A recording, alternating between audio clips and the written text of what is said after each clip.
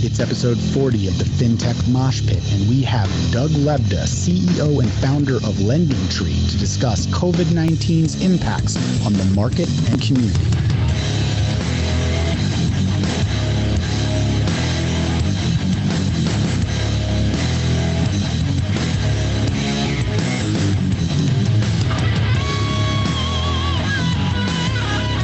That's right, ladies and gentlemen, we are here.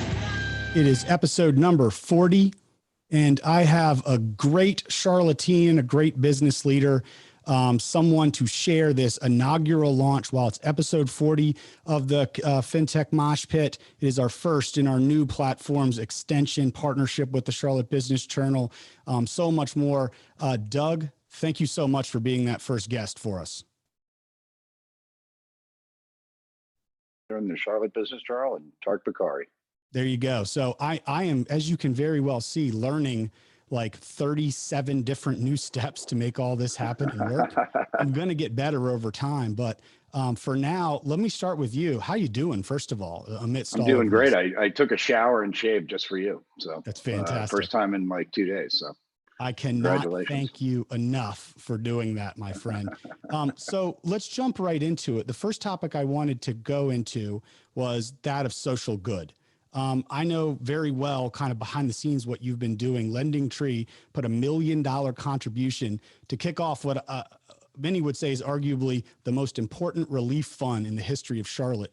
Why were you so compelled to do that and spend so much of your personal time to be the first one out of the gate to set an example that's now caught fire and raised over $15 million? Well, I think that's giving us too much credit, but one of the things we like to do at LendingTree is try to find a catalyst. And so we had the LendingTree Foundation. We launched it a couple of years ago. We were looking at new ways to do things. And we thought that giving money to people who are affected by the virus, but not infected by the virus, would be a great thing to do. So we figured if we put $1 million out there and said to other companies, do it, and partnered with the Foundation for the Carolinas, and it's worked out great. So what do you, at the end of the day, because you've got an interesting kind of vantage point on all of these things, what compelled you though personally? Like I've seen executives, leaders, founders spend time on things and say, this is what we're going to do, everyone go. But you did that, plus you personally spent like an immense amount of time on that. What drove you for that?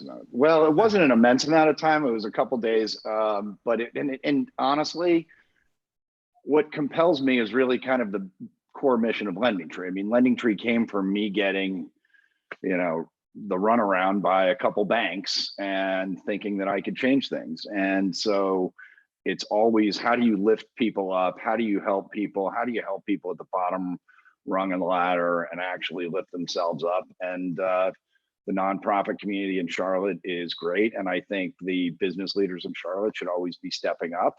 And as a community, that's just what I love about Charlotte, is that everybody comes together and gets things done. So it was great for us to be the first catalyst, and I'm psyched about it, and everybody at LendingTree is psyched about it. And it's awesome to see the rest of the community step up as well.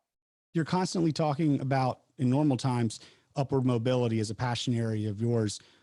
Do you think that it's maybe a little bit out of sight, out of mind, given everything else that's going on? And do you think that its importance is actually magnified right now? I really, really do. I mean, if you think about the most impacted people in this environment, it's the people who are cutting your hair and who are cleaning your house and who are waiting on you at tables. And that hurts. I mean, I was there in my life, I was in college and shortly after, and you struggle, and then people are getting laid off, and this is when, but this is also when you can turn all of that into something great, where communities actually start coming together, where people start caring for each other, where where you just see some great stories, and I think that's what's great about it. I think from a business side, some things are going to change, but it's been really, really neat watching people come together. So let's transition into a little bit of the market, right? You've got a pretty unique vantage point on fintech, credit markets, things of that nature. You've been doing this for a while. You've been through a couple cycles. You've been through a few, crises as well. What are you seeing? Let's just start at a high level. What are you seeing right now at a high level that's different for the last month or two than all the months before that? So LendingTree sits in a unique position, as you said, as a marketplace, sitting between consumers looking for credit and lenders looking to provide it. And what you see at times like this is you get these big mismatches. So you have an instance where lots of small business owners right now want credit, but they can't necessarily find it. And that's something that we're actually working on in Washington right now to try to help relieve that. And if we can, we're going to also do some stuff on our own in the next few days. In the mortgage business right now, you have people flowing in for refinances, and lenders can't necessarily keep up with the volume. However, in the credit card business, you have the exact opposite. You have credit card companies that are tightening up, and consumers that maybe are in a tough spot. So I think we're going to have so it's all different, and in these times are the times when companies can really gain share, when they can really look at innovation, when you can actually calm down and make sure that things are solid, because everything changes. And behind the scenes, there's just a lot of action, but there's also a lot of opportunity. But right now, basically what you have is people looking for money, and it's hard to make those matches. So you struck on something that I've been thinking a lot about, and I just want to know kind of your more detailed take on it. There's two kinds of people, and I'm sure there's a lot of executives on this call. There's only two kinds? Well, there's only two. Everyone knows there's only two kinds of people in this world. And from the list of people that are watching, from executives to entrepreneurs to startup founders, and the list goes on, one kind is good leaders, but in times like this, they kind of like, all right, how do we muscle our way through this storm? How do we kind of batten down the hatches and make sure that we survive and exist after this? And I'm not saying there's not places for that mentality at times, but there's another kind, which is like, this is terrible, this is painful, but I'm viewing this like I'm waking up every morning on fire, and this is an opportunity, right, an opportunity to do something. What do you think about that kind of multiple mindset and how it applies in this time right now? You talking as a company or as a person?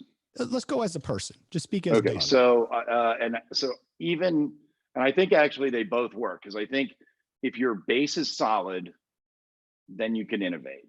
So for example, if you're a person and your finances are fine at home, like you've still got a job, now's the time when you can call your boss and say, hey, I've got this great new idea, and I know it's a tough time, but let's really go for it. And now's also the time when you can develop relationships with people that actually will then be meaningful in the long run. So if you're, in sales or in marketing, whatever, now's the time when you can actually come together and forge real partnerships, because everybody's open to them, and everybody's also moving quickly to try to do things. Now's the time when you can, I've even said to somebody the other day, now's the time when I think everybody should almost take a new look at their finances from a company standpoint, or even from an individual standpoint. We're all probably spending 50% less than we did 3 months ago. Well, maybe when things come back, we spend 20% more and put the other 30% in the bank, or use the 30% for investment. So I think a lot of things are going to change like that. Does that make sense? It makes a lot of sense. I guess let me go one level deeper then, because there's a lot of people out there, I'm sure, that fit that kind of category that you're saying, where like, if your risk appetite can handle it, go for it, right? Innovate now. But I find a lot of other people that maybe in normal times, their risk appetite can't handle that. But if they don't do something now, maybe they're not realizing it, like there's not going to be a risk appetite because they're going to go down. And I'm even thinking a lot of the small businesses that we talk to every day, like, should a small business be like on fire to say, you know what, I understand this is how I've operated before. This could ruin everything for me if I make this pivot, but I got to trust my gut. Like, how do they trust their gut? So I'm teaching an entrepreneurship class at UVA on Monday, but a lot of things that entrepreneurs think about is not even so much risk taking, it's the affordable loss. So if you can afford the time and whatever it is, sometimes it's money. For me, it was time. When I started LendingTree, I said, I'm going to give it 1 year. So if you can afford the time, the energy, the money, and now's the time when you can look to barter, you can do different things, you can do it differently. Another thing I would encourage people to do right now is to enlist your employees. So that's actually one way to pivot, is to empower and ask your employees to, what are the new ideas? Like what could we change? Should we, change a new product? Should we reduce our products? And you could actually ask them for ideas and enlist them. You can change your compensation plans. You can change anything you want in this environment. Yeah, I'm glad you brought up employees. So there's probably a lot of CEOs and execs sitting on this podcast right now, struggling with, what is it that I say to them? What is it that I inspire them with? I think a lot of people's employees are showing up every day right now, and they're just not showing unsure. up yet, but they're showing up in their home with a nice top on and then shorts gym shorts on. But I guess, like, how would you guide them? And maybe more specifically, like, what do you say to your LendingTree employees right now? So number one, you have to over communicate. I've got we can put it up later. I have like 27 points of how to deal in a financial crisis. You have to over communicate. You have to think of this from your employees' perspective. They're worried about their jobs. They're worried about their bonuses. They're worried about, what are they worried about? And another great entrepreneurial thing that I always say is you have to be able to walk in somebody's shoes with deep and great empathy. So this is when you can do that with your employees. And the other thing, and I even said it, this is where you turn lemons into lemonade. Another great entrepreneurial concept is, I said to our HR team the other day, I said, this is when you get to see everybody, how they're going to operate in a crisis. You get to see how they're going to operate under pressure. You get to see how they're going to organize their time. You're going to see who's going to step up, who's not going to step up. And you get to, really see people. This is when we can develop people. This is when people are open to being developed, this is when a lenders open up to a new relationship. This is when your food vendors open up to, cutting your price or extending your terms from 60 days to 90 days. This is when you can reset a lot of things inside of your company. So are you saying? And so what I'm telling our people to do is, stay safe. And once you're safe, your job, and then your health is safe. Your job is safe. Let's go look for opportunities. We've made some changes in our comp plans and changes in our bonus plans that we're going to roll out. And it's funny, I'm hearing in pockets of areas of our company that people are actually more productive. And that's where I think this is for industries. There is going to be a big change in a lot of industries, and I'm not quite sure where it's going to shake out. I don't think any of us do, but I think there are going to be some emerging winners out of this. And I think there are going to be a whole bunch of industries that are going to go through some challenging times. So just to make sure I fully comprehended that, because I think I do, but I just want to make sure everyone follows that. Are you saying that in a time of crisis like this, while if you're a founder or CEO or top exec at a small or large company, your tendency might be to focus on all on revenue, all on clients, and not really focus on employees? If you're smaller, if you're larger, maybe hand that off a little more to HR and things like that. Are you saying that no matter what, that's an investment you have to make? I think and it sounds trite, your people are your biggest asset. Like if your financial balance sheet is sound, assuming, then you move to your people.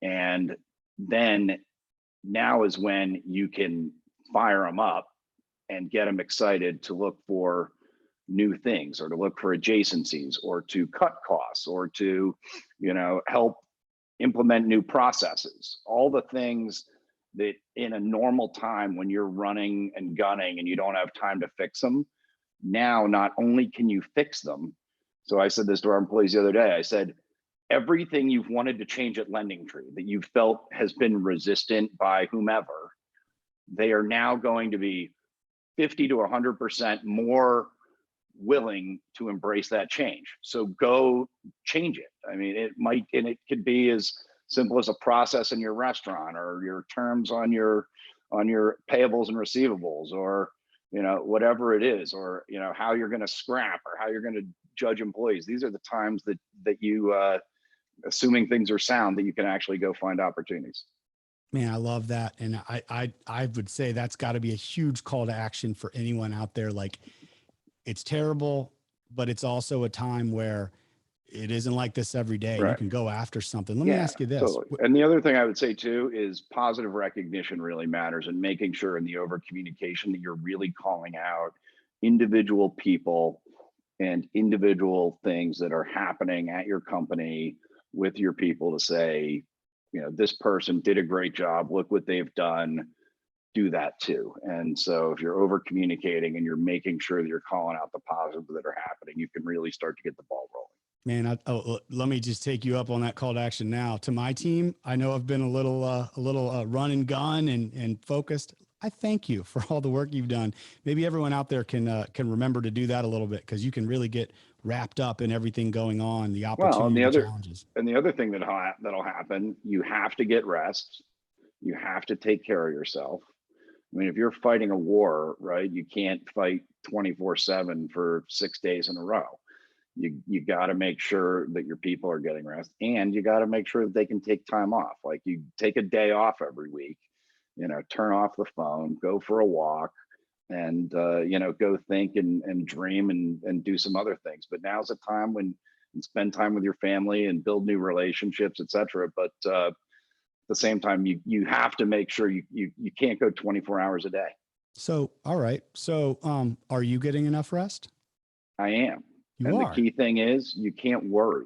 You got to get rid of worry in your life, I think, because it worrying doesn't really change the outcome. So you actually, in the fog of war, you need to try to be able to calm down, think about things rationally. What are your tactics? Try to get as much that? data as you can. That's easier said than done. What are you and I have talked about this in the past, right? Those thoughts that are in your mind and they're just keeping you up. They're stressing you out. We've heard it from David Chadwick and others. How do you deal with that? It's hard for me, particularly because I start getting good ideas late at night, when things kind of wind down from work. And then, so the big thing for me is I'll write things down. If you looked around my office, there's pieces of paper everywhere.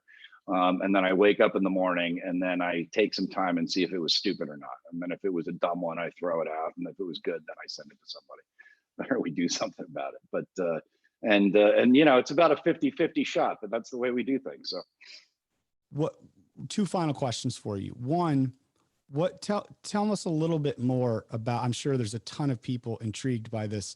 I don't remember how many it was, like 27-point plan or something like that for financial crisis. What was it? Tell us a little more about that. 20. I have a group of friends. We meet together and we talked about business. It's my YPO forum. And I wrote, since this is my fourth financial crisis, and I've made every mistake in the book, I wrote down on about 3 pieces of paper everything that you need to think of in a financial crisis, and we've hit a number of them here, and there's a few more. And for example, scenario planning. You got to plan for all scenarios. Taking care of your people, positive recognition. You got to lead. You really need to think about leading. You need to think about how habits are going to change post this, and how that's going to affect your business, et cetera, et cetera. So yeah, that's. And I wrote it almost for myself to make sure I remembered how to stay calm and not freak out, because I've as I said, I've made every mistake in the book, and this time we've got this one down. Knock on wood. So that just made me think of an interesting angle. Is the difference between someone like me at the bottom of the rung and you? Oh, you're the bottom. Yeah, is the difference that I write to-do lists and you write like rules of operating? Is there something there? Because I write a to-do list too. But you also have mission lists of like, don't forget these kind of principles in your day to day? Am I hearing you right? It depends. So I like to solve problems, and the way I solve problems, I start with thinking like, who do I know? Who do I know? Like, what is it? And then I try to distill it down to the lowest possible common denominator. And it was batting around in my head as I was listening to a bunch of people say, well, this is going on in my business. This is what's going on. I'm batting down the hatches. I've got to lay people off and blah, blah, blah, blah, blah. And I sat there and said, how do you turn lemons into lemonade in this? And how can I remember what I've learned in the last 3 crises. I mean, we went public 2 weeks before the market crashed in 2000, then went through 9/11, and then 2008. And so this is number 4, which is why my hair is more gray than yours. And so I wanted to write down for myself what you have to do. And another key one is, I think you got to think about a pivot. And you've got, as an entrepreneur, as a business owner, you've got built up assets, not just your money and your assets, but you know things, you know people, et cetera. And it's okay to pivot your business in a slightly different direction. And the market will tell you where you need to go. So your customers will tell you, your suppliers will tell you, and then you just look for those commonalities and you go for it. We're getting great feedback and things from social media, from those on the panel, from YouTube and others. Someone really liked Michael Clegg from QWorks Group, loved your term affordable loss earlier on. Great word, and loved that thought process. Aubrey Hawes from Oracle wants to know what's up with the Steelers shirt. Clearly he didn't know that much about your background and the fact that you're deep there. Here's my final question to you, and I really appreciate you coming on. Where does all this go? What does the new normal look like whenever that time comes? And then until we get there, what's your favorite? Because you always have great analogies, great kind of advice and guidance whenever I need it. What's your analysis during a crisis? What's your biggest kind of like the best thing you've heard of like crisis time, and where does this all end? All right. I don't know about the second one. All right. The first one. So I said habits are going to change, and this is just Doug riffing. I think people are going to, and this is coming from more financial literacy angle, I think people are going to, for example, realize that you can have 3 people at your house with a 6-pack of beer, and maybe you don't need to go to a bar. Maybe you don't need, 2 cars, maybe you only need 1, or you don't need 3, maybe you need 2. And that worries me a little bit from an economic standpoint, and it encourages me a lot from a financial stability standpoint of people. And so a lot of that is going to change. And I think some of it for the good, particularly in medical care. I think if you think about, I just took my daughter to the doctor yesterday and nobody's there, and we still sat for 40 minutes, and I'm going, Domino's Pizza can tell you when your pizza's going to arrive, but you still sit in there. They go, the doctor will be in 5 minutes, and it's 15 minutes later. Like, really? Like in a COVID environment, you're all sitting there with masks in this little stupid room. And that would be another thing I would say to entrepreneurs. It's one of my heroes, Jim Collins, told me a story about LL Bean. And he said, wet feet make boots. And I was like, what the heck does that mean? And I think this will go to your second point. And he said, LL Bean went hunting. And this was him telling me that you don't need to have an idea to start a business. He said, LL Bean went hunting, and a lot of other people went hunting, and they all got wet feet. And LL Bean made boots. So all you got to do is look for the wet feet moments, and then go make boots. And that's how I distill entrepreneurship down to its basics. Well, that is, I knew you'd come up with one. I didn't even prep you for any of that. I knew just like that, you'd come up with some solid moment of gold. So I tried. You are somebody that obviously we all think a lot of in our community, one of our hometown heroes. Really appreciate you spending the time coming on here. Hopefully everyone got some good takeaways from this. Me, it's just that it's wet feet season, man. Dude, you're the best wet feet make boots guy I've ever met. So well done. We appreciate you so much. Doug Lebda, CEO and founder of LendingTree, and a great entrepreneur and just member of our community. That was episode 40 of the FinTech Moshpit. Doug, we appreciate you being on, my friend. And if I can ever help anybody, Doug at LendingTree.com, and I'm open for anything. So amazing. You are great to talk the to you, man. Tark. We Thank you. appreciate you. That's it. Bye-bye.